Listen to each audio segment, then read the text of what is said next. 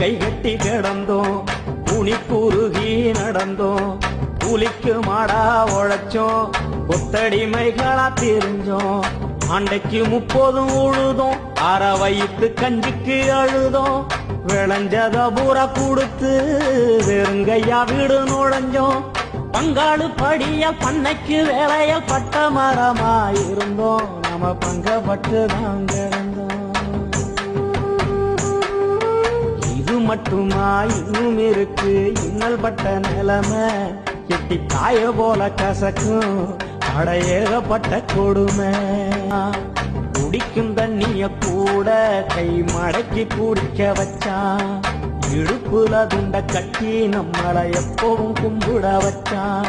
சட்டைய சுருட்டி எடுத்து அடக்கத்துல வைக்க வச்சான், கொட்டாங்குச்சில் டீய ஊத்தி அத குடிக்க சொல்லி சிரிச்சான். என்ன பாவம் செஞ்சோம்